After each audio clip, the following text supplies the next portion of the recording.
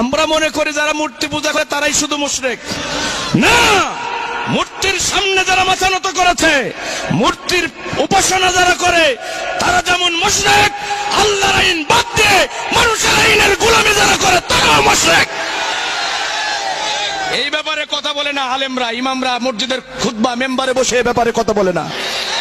এই মুশরিকের পরিচয় দিতে গেলে ইমামতি চলে যাবে, খতিবগিরি চলে যাবে। কিন্তু আমার কি খতিবগিরি চলে যাওয়ার কোনো ভয় আছে? নেই তো, নাই মেহেরপুরে আসতে দেবেন না, এর বেশি তো না, নাই গুলি করে মারবেন।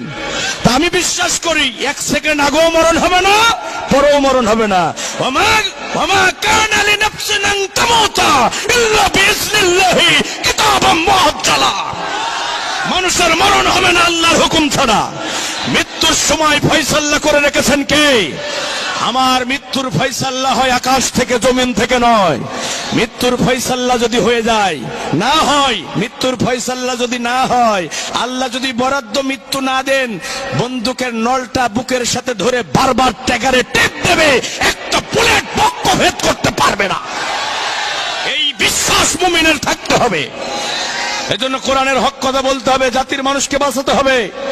আমার ইমাম খতিব ভাইদেরকে বলছি, ইমামতের পরোয়া করবেন না, কোন বাতিলের চক্রাঙ্গানিকে পরোয়া করবেন না। রিজিকের ফয়সালা করে কে? খাওয়াই কে? আল্লাহ উত্তম রিজিক দাতা। এজন্য ইমামতে চলে যাক, তারপরে জাতির মানুষের ইমান বাঁচাতে হবে। মূর্তির সামনে যারা মাথা নত করেছে তারা যেমন মুশরিক হয়ে গেছে, আল্লাহর আইন বাদ দিয়ে মানুষের তৈরি করা আইন প্রতিষ্ঠান আন্দোলনে যারা অংশগ্রহণ করেছে তারাও মুশরিক হয়ে গেছে।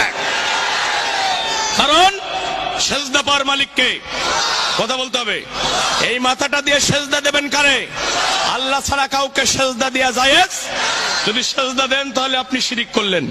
এটা বড় শিরিক না ছোট শিরিক? শিরকে আকবার। এ ভাই, যতগুলো কারণে মানুষ কাফের হয়ে যায় তার মধ্যে 1 নম্বর কারণ হলো আল্লাহর সাথে শিরিক করা, মানে শিরকে আকবার। আমার লেখা বই আছে না, ঈমান বিনষ্টের কারণ, পড়েন নাই আপনারা? 1 নম্বর কারণ হলো আল্লাহর সাথে শিরিক করা।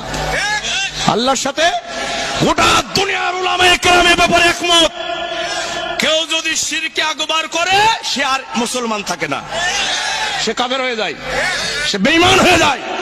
ভাইরা আমার, সেজদা পাওয়ার মালিক আল্লাহ।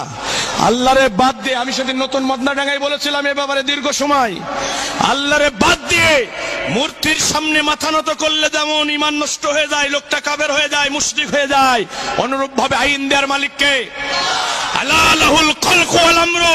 আল্লাহ বলছে সাবধান সাবধান, সৃষ্টি যার আইন চলবে। কথা বলতে হবে মেহেরপুরের মুসলমানের, আকাশের স্রষ্টাকে, জমিনের স্রষ্টাকে, গ্রহ নক্ষত্র তারকারাজি সৃষ্টি করেছেন কে? এখানে রাজত্ব চলবে কার? কোন ব্রিটেন কিংবা আমেরিকার রাজত্ব আমরা মানি না, দিল্লি কিংবা ওয়াশিংটনের আইন আমরা মানি না। আমি আল্লাহর গোলাম, প্রতিদিন ফজরে, জোহরে, আসরে, মাগরিবে, সাথে হবে তাহাজ্জুদে যে মাথাটা আল্লাহর কাছে নত করেছি, আমার এই মাথা দুনিয়ার কোন জালেম স্বৈরাচারের কাছে নত হতে পারে না।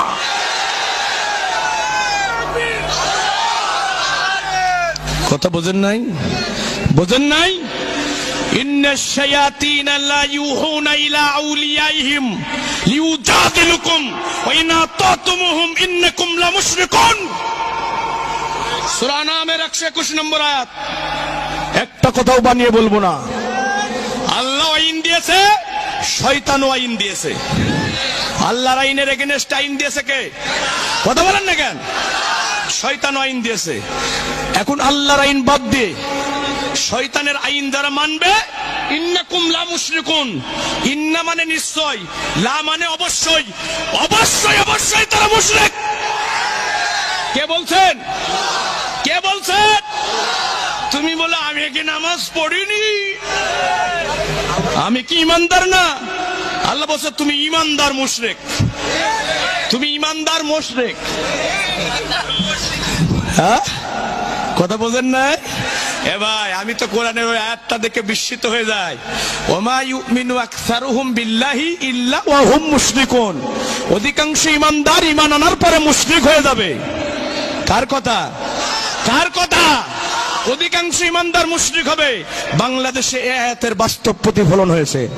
51% মানুষ যদি কোরআনের আইনের পক্ষে থাকতো, 51% ইমানদার যদি শিরিক মুক্ত ইমান গঠন করতে পারত, বাংলাদেশের পার্লামেন্টে কোরআনের আইনটাও ঠেকাতে পারত না।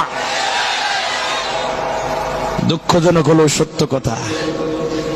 আমরা নামাজও পড়ি, রোজাও করি, হজও করি, জিকিরও করি, কিন্তু কোরআনের আইন দিয়ে সমাজ রাষ্ট্র চলুক এটা আমরা চাই না।